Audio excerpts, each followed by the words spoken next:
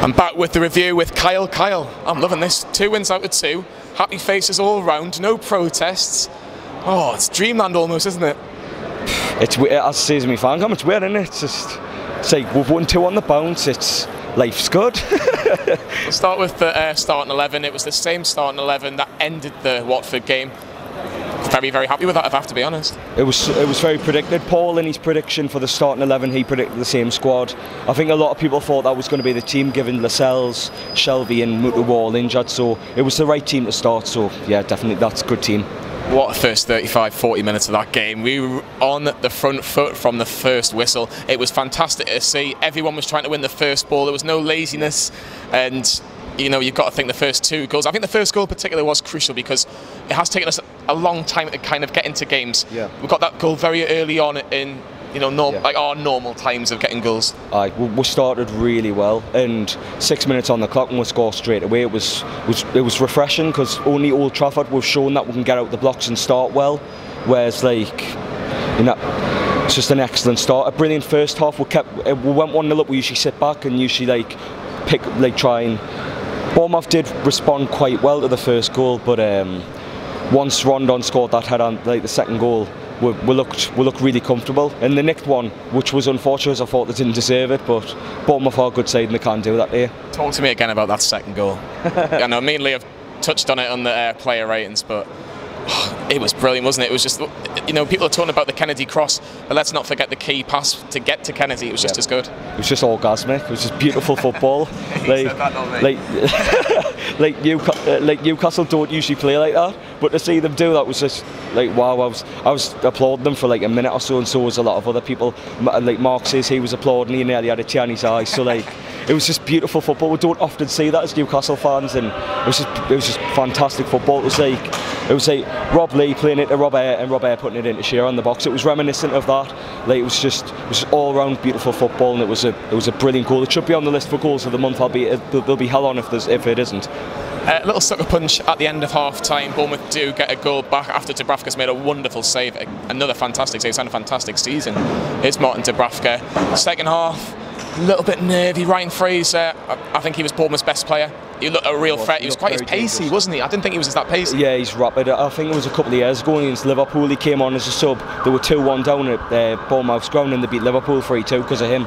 Like, he's a brilliant player on his day, man. So I knew he was going to be dangerous, and obviously Callum Wilson made the England set up, deservedly so, for his goals recently. They've got a lot of dangerous players, but Ryan Fraser just took the game to win. He was really dangerous in the second half. Like, I was worried about him. Bournemouth didn't create a lot. They did have a goal chalked out for offside. Good work by the linesman. And after that, I can't really remember Bournemouth really testing Martin Dubravka. They had a couple of headers from corners which they were free and unmarked, so they probably could look at those chances as big opportunities missed. Yeah, they were good on corners, a lot. Every time they got a corner, I was thinking, oh, here we go. Because Steve Cook last year, he scored a header to beat with. And they've got people who are really decent in the air, like your Wilsons and people like that. So I was worried on corners, and they scored in the first half, and it was a drab corner, really bad corner, and they still managed to score from it. So I was really worried on them for corner-wise. Set pieces we were put today, which was unusual. Yeah, I think that's where the only downside was poor marking. But to end the game, Solomon Rondon had a chance to get his hat-trick. It was a great save by Begovic with his foot. Did you feel comfortable after the substitutions, Kyle, when we've talked about them, they're being criticised, Hayden, Atsu and Clark. Maybe not Clark as much to an extent, but they did their jobs, and that was vital for us today. Hayden did really well, and surprisingly Atsu did. I know Paul, if our Facebook page isn't the biggest fan of Atsu, and neither am I, but he was fantastic when he came on. He carried the ball well, he got back in position when he needed to, and Hayden was good as well. I mean, there's a lot on the channel. Lee, Paul again, the one Hayden out the door in January, but he did really well. He came in and he did a job, so fair play to Hayden when he came on. And Clark did okay as well. Won a couple of headers which were needed, because before he came on we were very lacklustre at set pieces wise, and he cleaned up very well, I'd say, definitely. Let's see what a happy Rafa Benitez has to say about that performance. Yeah, I think it's really important for us to keep doing things this way. Working so hard, playing well for a while, starting the game on the front foot with the fans behind, scoring great goals. So that was really good.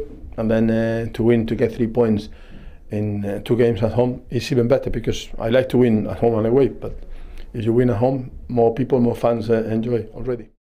We know they won for the last game. They were doing really well in the league. The same like Bournemouth. We know this league is difficult. This league got the high level. You have to be ready to fight every game. We were ready tonight to fight against Bournemouth. We know why we did in the league, but the most important is we get the point. So Kyle, we're 14th in the league at the minute. I think Palace obviously have got to play Tottenham, so I hope for a big Spurs win there. But I said from the 4 games that we had before the last international break, Brighton, Southampton, Watford and Bournemouth, we need 7 points as a minimum.